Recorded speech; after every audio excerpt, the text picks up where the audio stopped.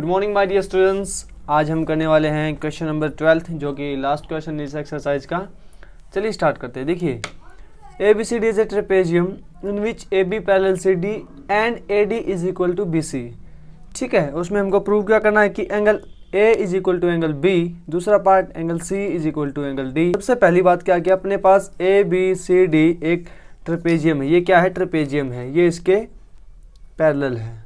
ठीक है, ये इसके पैरेलल है और ये इसके इक्वल है। ये साइड इसके इक्वल है। हमने सबसे पहले क्या किया, कुछ कंस्ट्रक्शन किए। हमने इस लाइन को आगे बढ़ाया, इसको प्रोड्यूस किया और ये लाइन इसके इक्वल और ये इसके इक्वल, मतलब अगर ये इसके इक्वल है तो ये इसके ऑटोमेटिकली इक्वल हो जाएगी।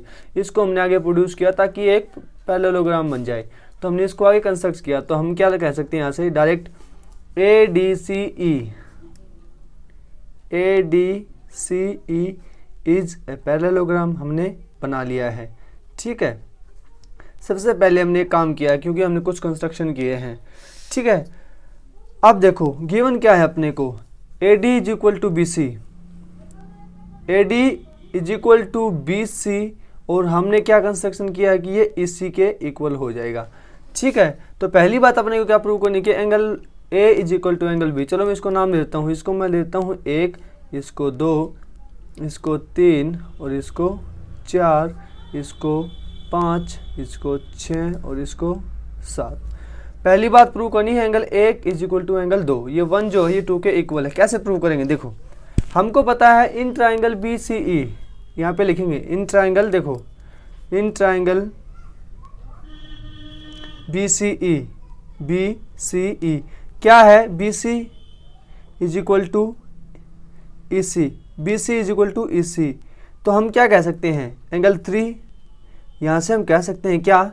Angle 3 is equal to angle 4। अरे पीछे पढ़ा था ना हमने कि जब दो साइड बराबर होती है तो उनके आमने सामने के एंगल बराबर होते हैं। ठीक है, पहली बात यहाँ से हमने इसको लिख लेंगे, इसको 1 मान लेता हूँ मैं कि angle 3 is equal to angle 4। दूसरी बात, एंगल 1 और एंगल 4 क्या हो जाएंगे? इनका जो सम होगा वो क्या होगा? 180 डिग्री हो जाएगा। देखिए, angle 1 plus is equal to angle 4 कितना हो जाएगा? 180। क्यों?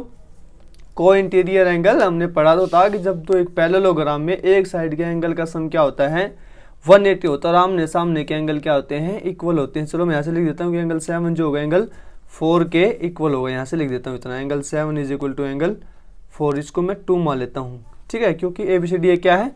ये जो है ये हमने क्या बना लिया है? पैरेललोग्राम बना लिया इसको।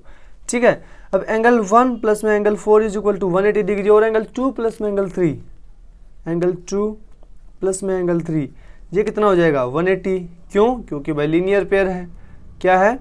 लीनियर पेयर एंगल पढ़ा था ना, लीनियर पेयर एक लाइन पे बना एंगल है तो ये कितना हो जाएगा? 180। अब दोनों 180 के इक्वल आ गए तो मैं इन दोनों को इक्वेट कर सकता हूँ ना। यहाँ से देखो, एंगल 1 प्लस एंगल 4, यहाँ से मैं लिख सकता हूँ एंगल 2 और देखो 3 की जगह में क्या पुट कर सकता हूँ? एंगल 4। क्यों? क्योंकि यहाँ से देखो हमने इसको लिखा है तो इसकी जगह में क्या लिख सकता हूँ? एंगल 4।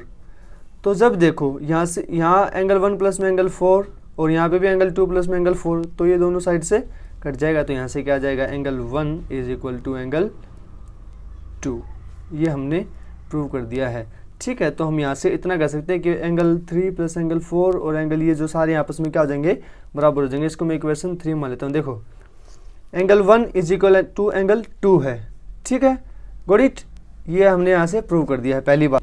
देखो भाई, अगला अपने को क्या प्रूव करना है? अगला अपने को प्रूव करना है कि एंगल 7 जो है वो एंगल 6 के बराबर है। ये देखो, एंगल 7 क्या है? 6 के बराबर। ये अपने को प्रूव करना है कि एंगल 7 वो क्या है? 6 के बराबर है। वो मैं इसको 2 तरीके से प्रूव कर सकता हूँ। देखो, पहली बात कि एंगल 7 एंगल 4 के बराबर है। यहाँ से हमने पहले ही बता दिया आपको कि एंगल 7 के एंगल 4 के बराबर है और एंगल 6 एंगल 3 के बराबर है। पहली बात क्या है? देखो, यहाँ से मैं इतना लिख सकता हूँ कि angle 6 is equal to angle 3। क्यों भाई? Alternate interior angle. अरे AC, ये AE, पूरी AE पैरेलल DC के है ना, क्योंकि हमने इसी को तो आगे बढ़ाया है तो ये पूरी लाइन इस पूरी के पैरेलल हो, क्योंकि ये इसके पैरेलल हमने खींची है। ये जो EC है इसके पैरेलल और इक्वल खींची तो ऑटोमेटिकली ये इसके पैरेलल और इक्वल हो जाएगी।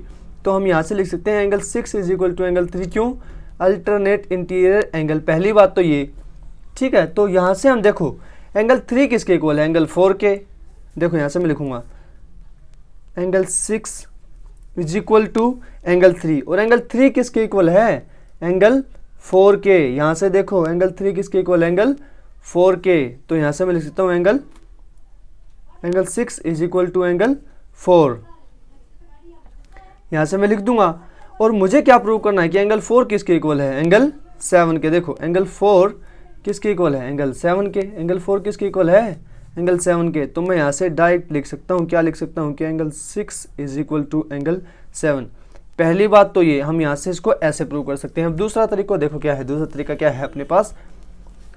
दूसरा तरीका ये है कि एंगल 2 को मैं क्या लिख सकता हूँ, एंगल 4 + 5। यहाँ से देखो सेकंड तरीका मैं आपको बता रहा हूँ, जो दूसरा तरीका अपने पास, कि देखो एंगल जो 2 है, एंगल 2 जो है उसको मैं लिख सकता हूँ एंगल 4 + 5। एक्सटीरियर एंगल प्रॉपर्टी, जब किसी भी ट्रायंगल में हम एक्सटीरियर एंगल लेते हैं तो वो इन दो आमने जो आगे, जैसे ये एक्सटीरियर एंगल ले रहा हूँ मैं, जैसे कोई भी ट्रायंगल, मान लो ट्रायंगल अपने पास BEC, अगर मैं इसका ये एंगल ले रहा हूँ ना तो ये इन दोनों का सम होगा, और अगर मैं इसका ये बाहर वाला एंगल ले रहा हूँ तो ये इन दोनों का सम होगा, ठीक है गोडिच।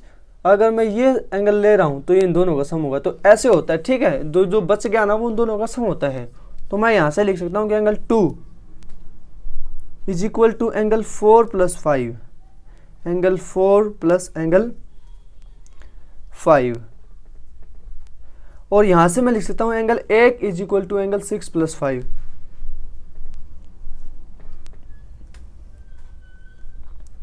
लिख सकता हूँ ना। और अभी अभी हम प्रूव करके आए कि एंगल 1 और 2 इक्वल है, तो मतलब ये दोनों आपस में इक्वल है। तो मैं यहाँ से क्या रख दूंगा, मैं यहाँ से रख दूंगा ऐसे डायरेक्ट, देखो कि एंगल, देखो यार अभी प्रूव किया था ना पीछे कि एंगल 1 और 2 बराबर है, तो इसका मतलब angle 4 + angle 5 is equal to angle 6 + angle 5। अब दोनों साइड 5 है तो ये तो कट जाएगा भाई, तो ये आ जाएगा यहाँ से angle 4 is equal to angle 6। आ गया ना। एंगल 4 क्या है, एंगल 6 के बराबर आ गया। और 7 किसके इक्वल, देखो यहाँ से हमने प्रूव किया कि एंगल 6 4 के बराबर है, और 4 किसके इक्वल है, 7 के। 6 4 के बराबर है और 4 7 के बराबर है। तो 7 अगर 4 के बराबर है तो 7 6 के भी बराबर है, और यही हमको प्रूव करना था। तो यहाँ दूसरे तरीके से भी हमने प्रूव कर दिया कि angle 6 is equal to angle 7 है। क्यों, क्योंकि भाई जो एंगल 7 है ना वो क्या है, एंगल 4 के इक्वल है। क्यों, क्योंकि ADCE एक पैरेललोग्राम है, और अभी हमने पढ़ा तो है कि आमने सामने के एंगल बराबर होते हैं। अगर लिखना चाहो तो लिख भी सकते हो, ADCE इज ए पैरेललोग्राम, ठीक है। अगली बात देखो भाई, अपने को क्या प्रूव करनी है, तीसरी बात कि ABC इसमें, इसका मतलब है कि हमने इसको एक ड्रॉ किया, देखो यहाँ से इसको, ये C से हमने इसको मिला दिया, ठीक है। और BAD, चलो एक डायगोनल यहाँ से लेंगे, BAD, ये दो डायगोनल हमने ड्रॉ कर लिए इनके, ठीक है। ट्राइंगल ABC और ट्राइंगल BAD मैं यहाँ पे लिख देता हूँ, देखो in triangle ABC and triangle BAD। देखो इस ट्राइंगल में ABC ये वाली ट्राइंगल, ये वाली, ठीक है, और BAD ये वाली, ये, इसको दोनों को हमको कॉन्ग्रुएंट प्रूव करना है। तो कैसे करेंगे, देखो अभी हमने क्या प्रूव किया है कि ये देखो AB तो कॉमन हो जाएगी दोनों में, AB is equal to AB common. और अभी थोड़ी देर पहले हमने प्रूव किया था कि इस ट्राइंगल में ABC में एंगल 2 और इस ट्राइंगल में BAD में एंगल 1, तो क्या कर देंगे हम, एंगल 2 बराबर एंगल 1, ठीक है। Got it. तीसरी बात, AD इस ट्राइंगल की BC और इस ट्राइंगल की AD, इस ट्राइंगल की BC और इस ट्राइंगल की AD गिवन है बराबर, तो हम यहाँ से लिख देंगे इसकी BC और इसकी AD क्या है, बराबर है। क्यों, क्योंकि गिवन है। तो यहाँ से क्या हो जाएगा, triangle ABD will be congruent to triangle BAD, ठीक है। तीसरा पार्ट भी हमने प्रूव कर दिया है। क्यों, साइड प्रॉपर्टी से हमने इसको कॉन्ग्रुएंट कर दिया है, ठीक है। अब लास्ट पार्ट की बात करते हैं। इसमें बोला है कि जो डायगोनल है AC और BD बराबर है तो वो ऑटोमेटिकली बराबर हो जाएंगे। क्यों? क्योंकि ये ट्राइंगल, ये वाली ट्राइंगल इस ट्राइंगल के कॉन्ग्रुएंट है, तो इसकी AC और इसकी AB बराबर नहीं हो जाएंगी क्या? देखो ये तो कॉमन होगी, ये इसके बराबर होगी, ये कॉमन, ये इसके बराबर, तो तीसरी बच गई है, इसके ऑटोमेटिकली बराबर नहीं हो जाएगी क्या? देखो इसने बोला है कि AD BD, यही तो बोला, सॉरी ABC है भाई, ये ट्राइंगल ABC, गलती से मैंने लिख दिया, sorry, triangle ABC will be congruent to BAD। तो इसकी ये AC और इसकी ये BD हो जाएंगी कॉन्ग्रुएंट, इक्वल हो जाएंगे ऑटोमेटिकली। मैं यहाँ से डायरेक्ट लिख दूंगा, क्या लिख दूंगा कि AC is equal to BD। क्यों? क्योंकि CP से, गॉट इट, CP से क्या हो जाएंगी, ये बराबर हो जाएंगी, गॉट इट। सो आशा करता हूँ आपको समझ में आ गया होगा। मिलते हैं नेक्स्ट वीडियो में, till then take care, bye bye, ciao चाओ।